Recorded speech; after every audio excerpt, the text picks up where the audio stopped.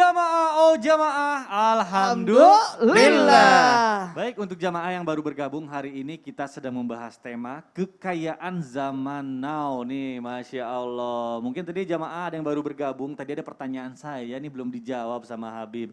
Bib, afwan Bib ya. Siap, Masya Mungkin Allah. kita ingetin lagi nih buat yang baru bergabung pertanyaannya. Jadi boleh nggak sih Bib kalau misalnya nih kita dalam berbisnis ya dalam tujuan ingin kaya gitu. Karena kita udah punya nama nih misalnya katakanlah siapa selebriti terkenal gitu. Bikin produk terus dia bikin kaos yang harganya normalnya kan 100.000 kaos dia jual 10 juta karena nama besarnya. Nah ini diperbolehkan nggak Bib dalam Islam nih, mohon penjelasannya silakan Bib. Baik, izin semuanya.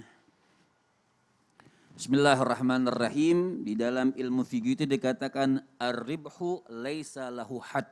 Artinya ngambil keuntungan itu tidak ada batasnya, Mikdad. Boleh saja. Misal kita punya modal 10.000, kita mau jual 1 juta, boleh. Tarodhi, arti tarodhi itu ridho sama orang yang ketika ijab qabul itu ridho sama ridho diperbolehkan saja. Seperti apa tadi masalahnya contohnya kaos tadi kan, yang orang jual kaos kan juga banyak. Ada orang yang punya nama atau tidak punya. Ketika dia memanfaatkan nama dia dengan nama besar atau dengan fasilitas yang insya Allah juga bagus, dia jual mahal, diperbolehkan. Jadi mengambil untung kan memang dalam hukum jual beli itu ngambil untung sebanyak-banyaknya dan modal dengan sedikit-dikitnya, seminim-minimnya.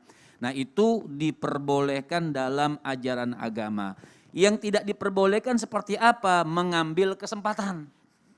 Wah contohnya gimana tuh Bib? Contohnya dengan keadaan yang demikian rupa ini, dengan harga yang memang sudah ada standar, sudah harga seperti itu, semua orang jual seperti itu, ketika ada pandemi semua naik, nah itu yang tidak diperbolehkan. Mengambil kesempatan dalam kesempitan. Mengambil kesempatan di dalam kesempatan gitu kan. Ya, betul.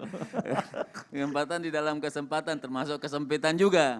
Nah betul, ini yang memang tidak diperbolehkan. Barang sudah ada seperti atau Masya Allah dengan sengaja dia menimbun barang untuk mengambil keuntungan yang sebesar-besarnya, barang ditimbun tidak dikeluarkan, ditimbun-timbun orang nyari di pasar tidak ada baru dia keluarkan dengan harga yang mahal. Nah ini yang memang tidak diperbolehkan. Artinya agama sangat rahmah. Agama Allah Subhanahu wa taala penuh dengan kasih sayang. Tidak melarang orang untuk kaya, boleh silahkan mencari keuntungan sebesar-besarnya boleh, tapi tidak sampai dengan cara menyusahkan orang, mengambil kesempatan. Oh ini sekarang lagi dibutuhkan.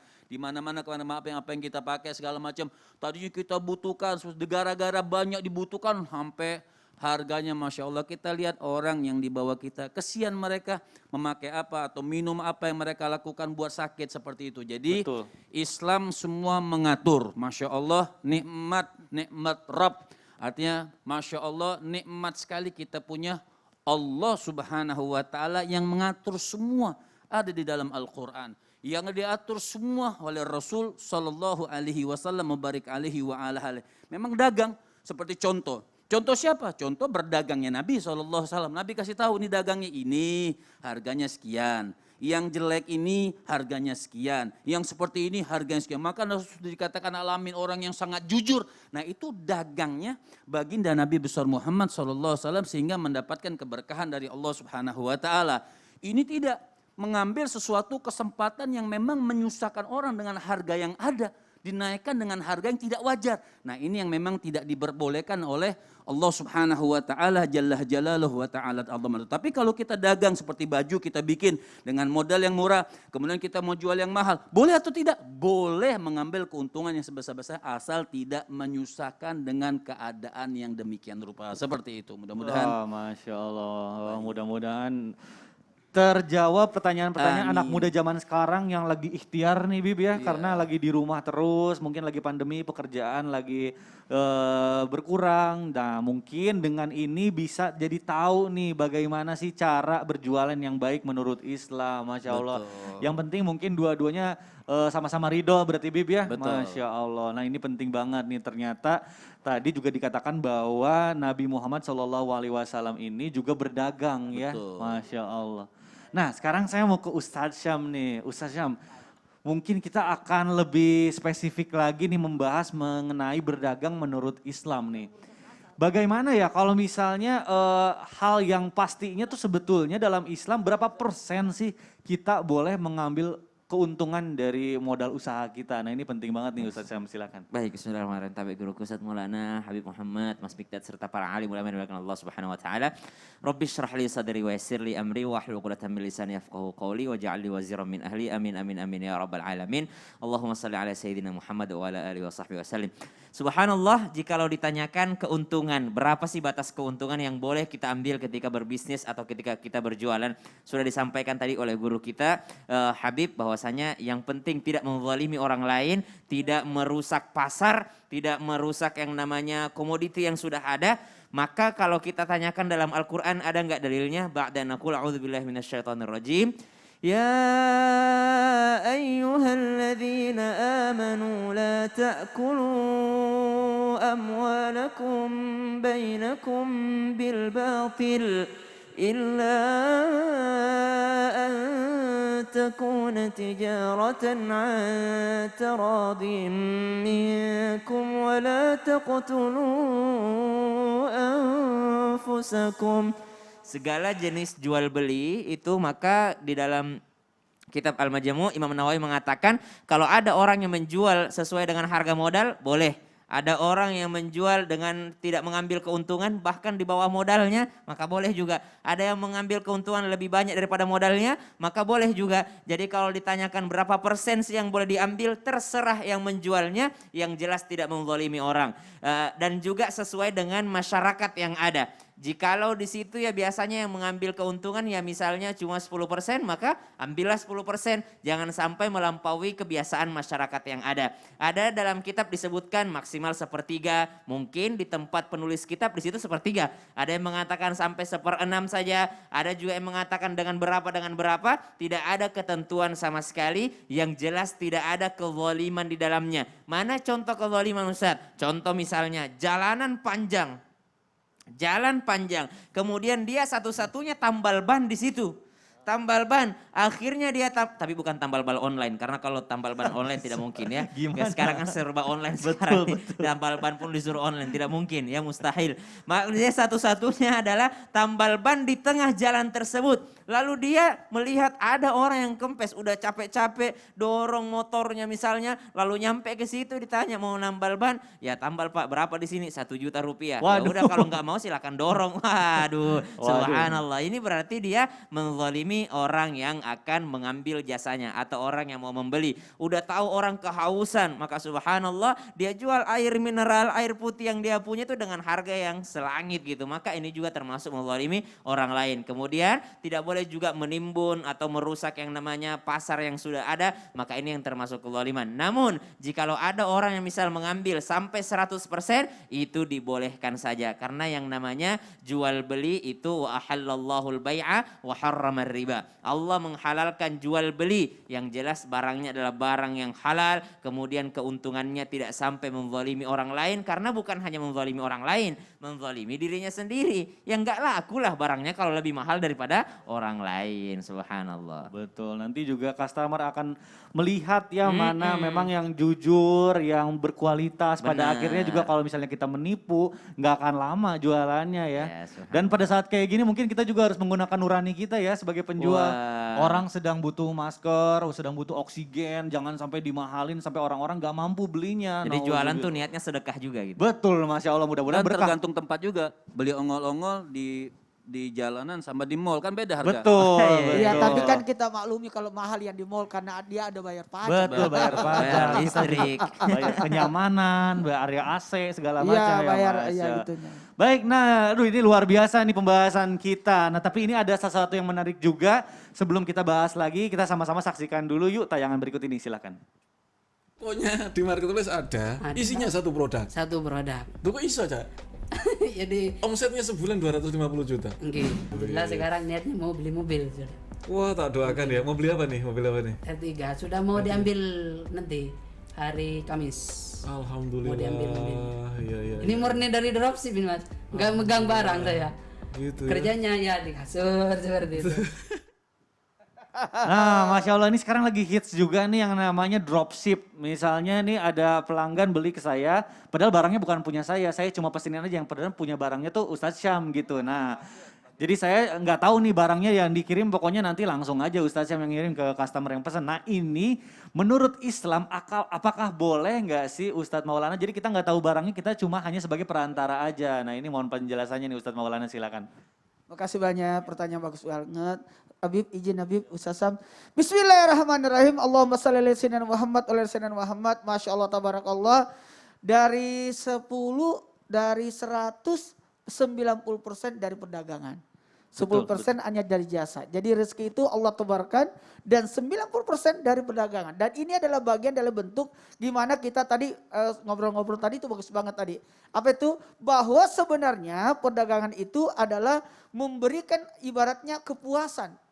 Ingat ya, kepuasan. Pembeli itu puas, jadi pembeli itu butuh barang. Lalu disiapkan oleh para penjual. Maka kategori yang ditanyakan tadi Mas Mikdad, gimana nih hukum jual beli online dengan sistem dropship? Dalam Islam itu gimana? Dan kita ini kalau ibaratnya Dropship. ya itulah. Dropship.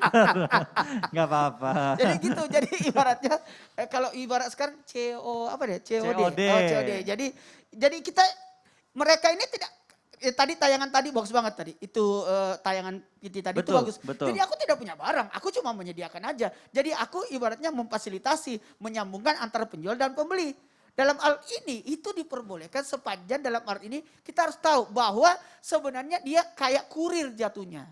Betul. Kayak kurir jatuhnya. Jadi harus ada saling ridho, dilarang saling menzolimi. Jadi harus baku tahu. Yang dibeli sana siapa, yang beli siapa. Jadi dia cuma pengantar jatuhnya. Jadi mohon izin, mohon maaf. Jangan sampai kita malah memarahi kurirnya itu. Banyak kejadian kan seperti itu. Banyak tuh Ustaz. Dan ingat tidak ada unsur riba. Nanti ini harganya sini dinaikin, harganya sini. Jangan. Jadi sesuaikan dulu akadnya diperbaiki dulu, baru menganterin. Supaya jadi aman, dua-duanya jadi aman. Dan ini betul-betul harus amanah. Sekali lagi, harus amanah sesuai dengan pesanannya. Dan ingat ya, ini adalah jasa jatuhnya. Penyedia jasa, bukan penyedia barang. Jadi dia cuma jasanya aja mengantarkan, tapi dalam hal ini menghubungkan antara pembeli dan penjual. Dan nanti yang bertanggung jawab adalah pemiliknya. Dalam hal ini yang punya barang itu. Sekali lagi yang punya barang. Dan nanti untuk komplainan berikutnya harusnya dari pembeli ke penjual, bukan dari kurirnya tersebut. Sekali lagi, tidak ada unsur tipuan.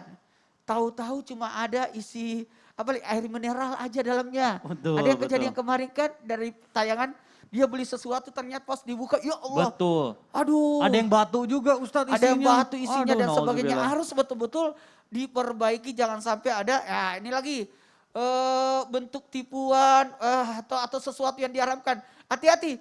Ini saya sih Gimana Ustaz? pernah mau bikin seperti itu juga. Tapi kepikiran jangan sampai yang dipesan adalah sesuatu yang diharamkan. Betul. Tahu-tahu kita juga ikut terlibat dalam keharaman itu. Nauzubillah. Dia pesan sesuatu yang misalkan minuman haram. Kita antarkan juga. Karena kalau minuman haram itu yang membuat, yang memesan, yang mengantar, yang meminum sama.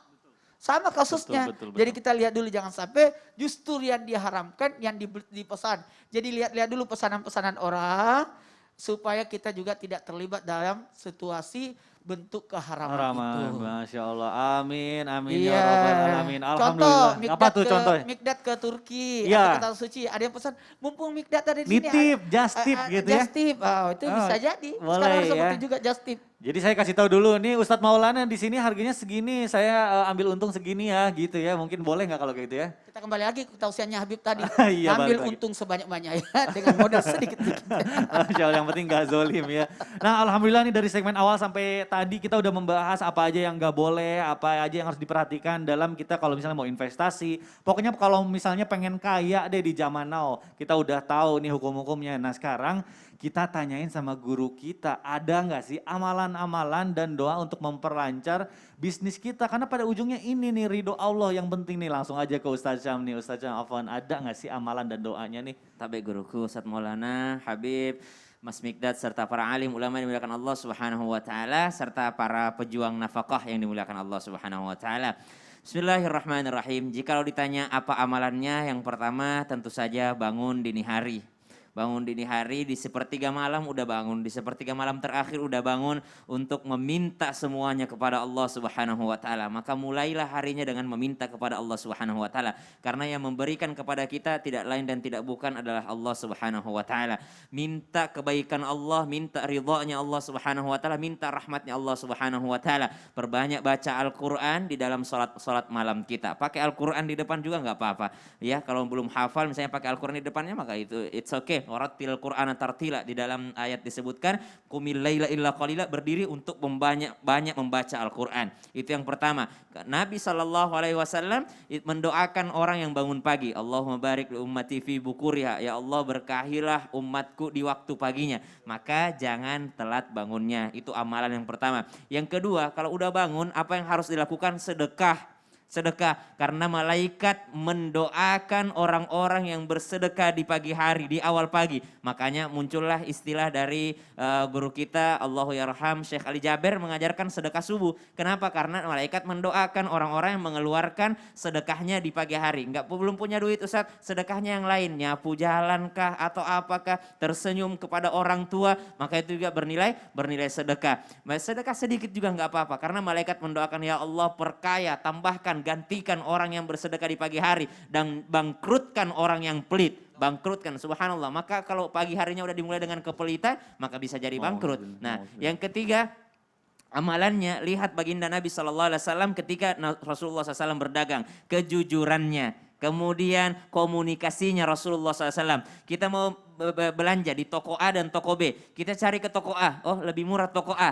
Tapi pedagangnya jutek. Mau cari apa sih Mbak? Oh nggak ada sis yang begitu, ya udah cari toko lain aja, jutek banget gitu. Kita ke toko B lebih mahal sedikit lebih mahal, akan tetapi pelayanannya, oh mau yang begini, oh kita juga ada kok kak yang begini. Saya sih toko B kalau gitu. Silakan, walaupun beda sedikit ya, walaupun beda sedikit harganya, maka orang cari pelayanan yang baik. Ada kemarin kami dengar juga ketika orang, apa yang Anda jual ya, ditanya sama ahli bisnis, apa yang Anda jual? Saya menjual CCTV mister, kata pelatihnya, Anda tidak sedang menjual CCTV, tapi Anda sedang menjual security atau keamanan. Jadi yang Anda jual itu bukan CCTV tapi keamanan. Jadi yang kita jual itu adalah kebaikan-kebaikan kita, bukan hanya barang yang kita punya. Kemudian doanya apa? Karena kalau orang Indonesia kita bilang amalan tuh langsung doanya apa? Apa yang dibaca ya, tanpa mengamalkan amalan-amalan badaniyahnya. Apa doanya? Doanya adalah setiap habis sholat bacalah subhanallah 33 kali, alhamdulillah 33 kali, Allahu akbar 33 kali. Ini lumrah kita amalkan, tapi seringkali kita langsung berdiri ketika kita habis salam. Waduh, Masya Allah. Alhamdulillah ya, hari ini lengkap banget. Kita dapat ilmu agama, dapat juga ilmu bisnis, dapat juga ilmu investasi. Lengkap banget, beruntung banget nih jamaah yang nonton Islam Itu Indah hari ini, Masya Allah. Baik jamaah, tetap di Islam Itu Indah ya, karena nanti insya Allah setelah ini kita akan menjawab lagi pertanyaan jamaah yang masuk ke sosial media. Jadi boleh kirimkan pertanyaannya sebanyak-banyaknya dan kita akan kembali setelah yang satu ini. Tetap di Islam Itu Indah, jamaah oh jamaah. Alhamdulillah.